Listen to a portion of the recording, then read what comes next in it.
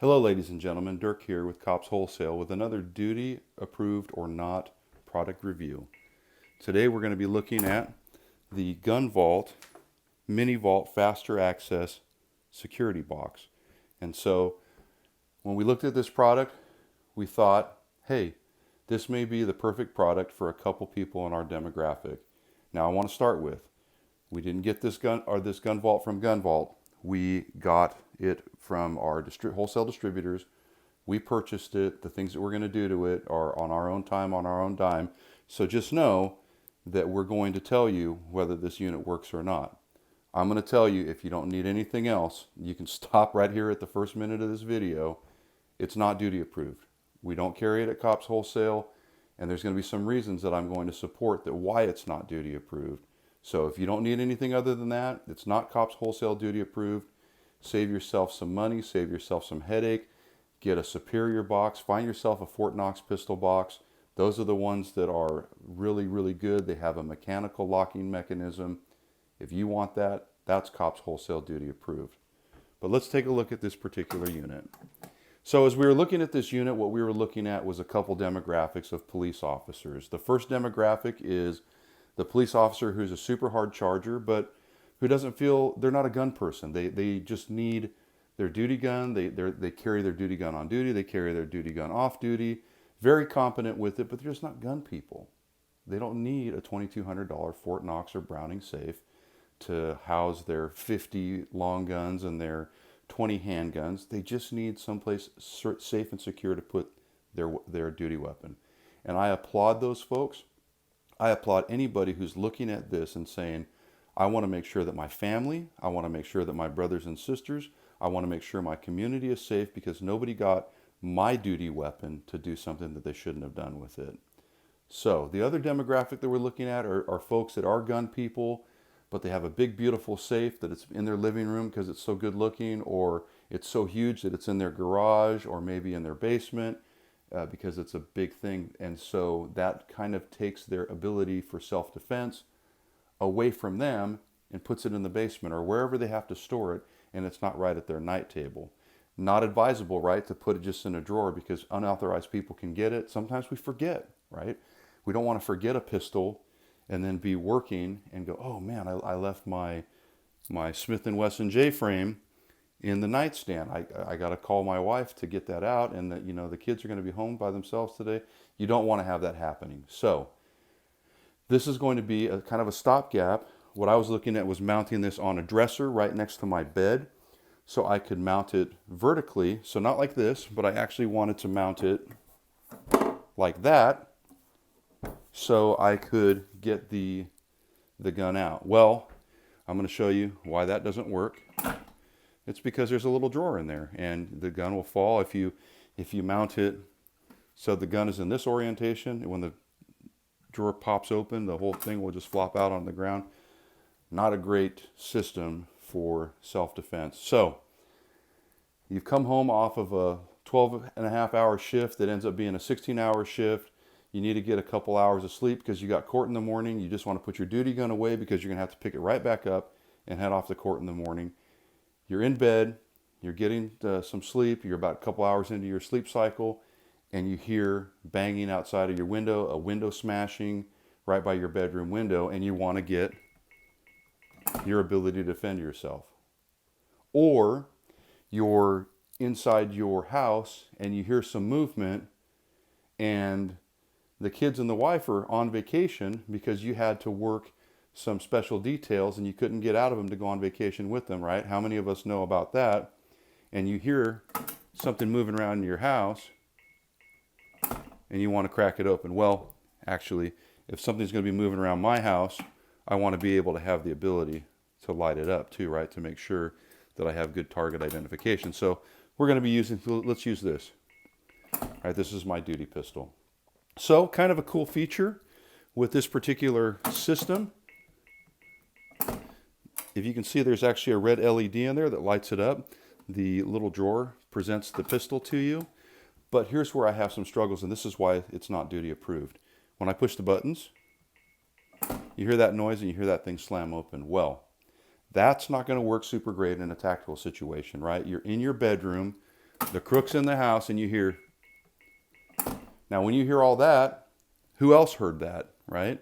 The crook heard it. So now you've given away your position.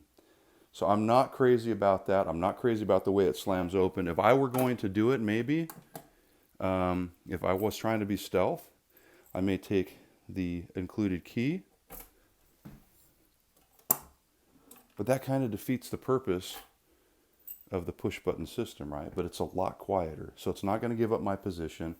It's going to allow me the element of surprise for whoever's in the house. And then of course we want to make sure to light up to make sure we have target identification so we're not getting a friendly fire type incident. So another thing I found with this little safe is it works great for my J-frame, right? It works great for my 43X, right? Nice small pistol. Doesn't work as great for this. For this is my full-size duty pistol. And if you look down in there, let me get my trusty Streamlight here. If you look down in there, there's not a whole lot of room. And you also see that top section of foam. I'm going to tell you a little bit about that. First of all, I don't like cheap electronic locks. And the reason being is they can possibly fail. But one of the things that I had problems with when I was setting this thing up, I didn't want to set it up on camera because this would be about a 30-minute video. Trying to put the battery in, not a big deal for the most part, but I have some decent sized hands. And when I tried to put the battery in, I clipped it into that battery compartment on the top, which is just like a metal piece of spring.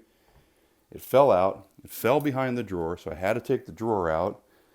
I had to mess with the things. I had to mess with the foam and the wires. And it's just, there's not a whole lot of room towards the back of the safe there.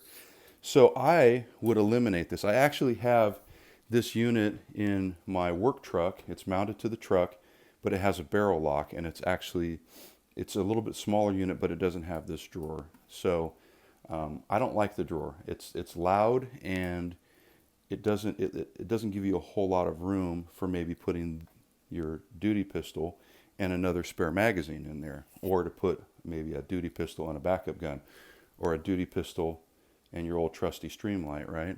So some struggles there. The other thing that becomes an issue is I've watched on YouTube where they had the barrel lock on this, okay, or the tubular lock. Those things can be easily defeated. They're things that people have defeated with the barrel of a ballpoint pen.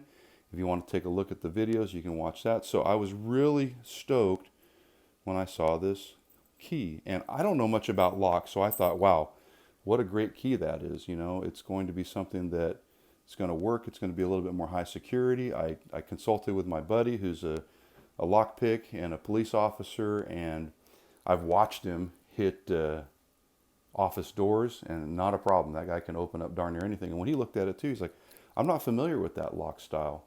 Well, I went and did some searching on YouTube and found that this lock can be easily defeated because, unfortunately, this is an inexpensive security key. So I'm not going to do that right now. I commend you to go to YouTube.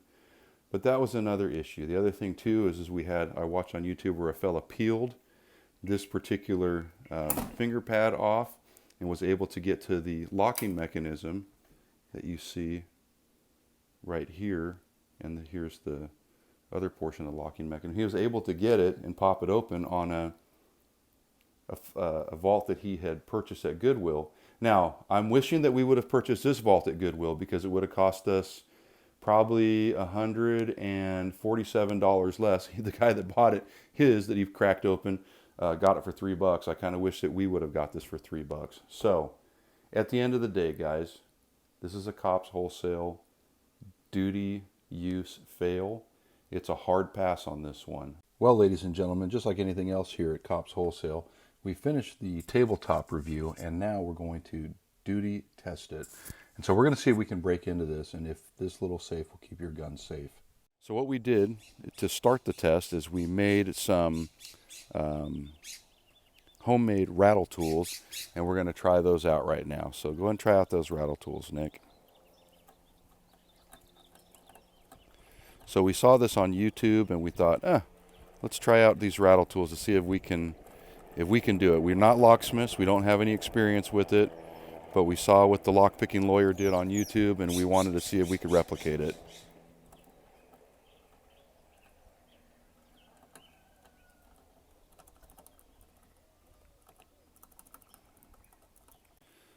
So after about 10 minutes of trying to do this, it didn't work out. So we're going to go ahead and abandon this method of getting into the safe.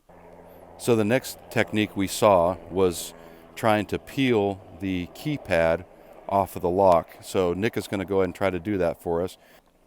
All right, so Nick's going to try to work on this. He's going to try to peel that keypad, which we're going to see if it's actually, no, still the same keypad, just like they were on the other video. Go and peel that off there, buddy. See what it does. Whole keypad's gone. All right.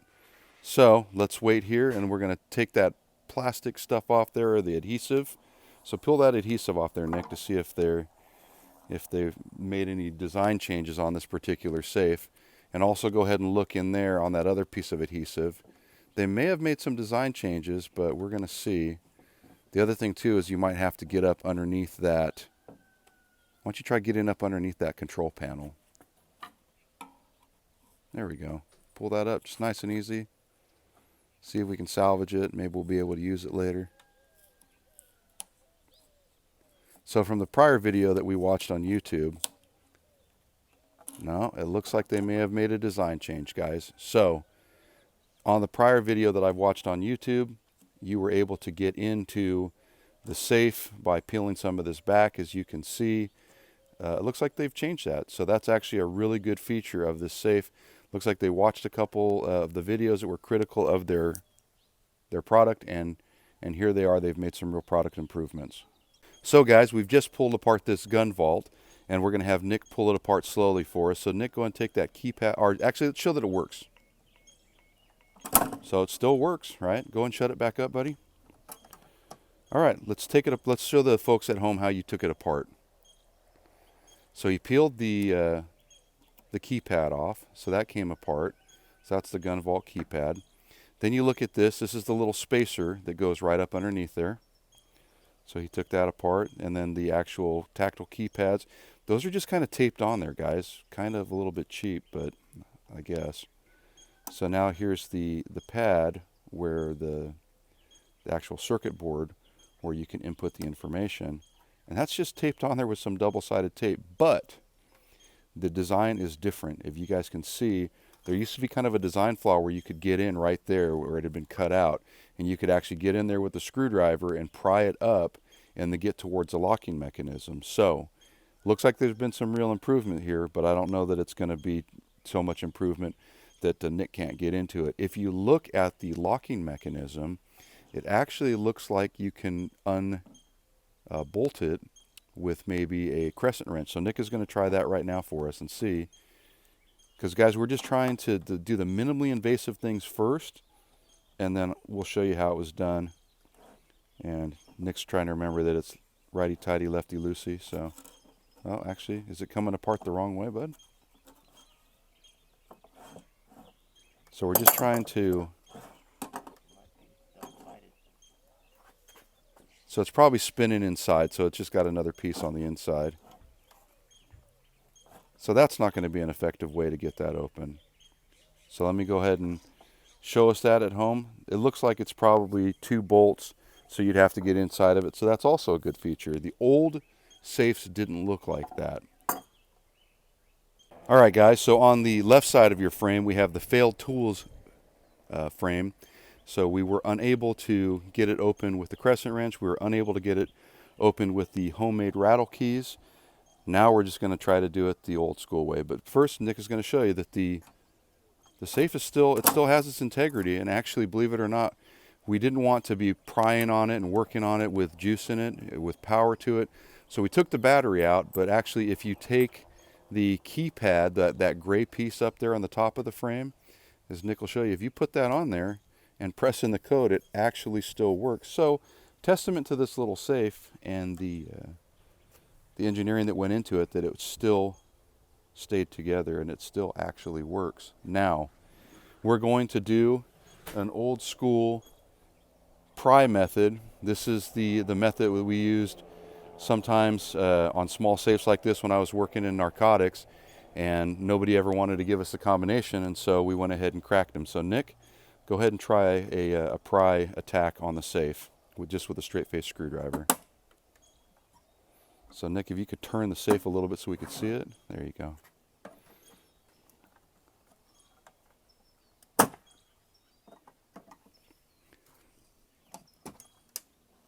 So as you can see, it's actually prying open pretty easily.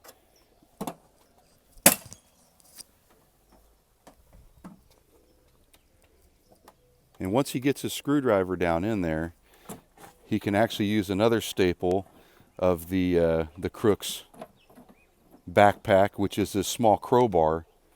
So once he's got it peeled a little bit, he can get in there with the crowbar and really get some traction.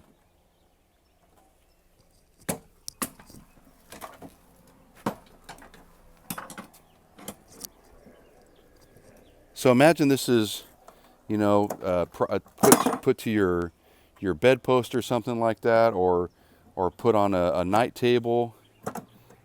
Unfortunately, the door is kind of your weak point where you're going to be able to crack this thing open.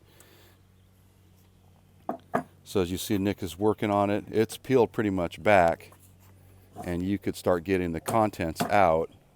He's now working on where the lock actually sits.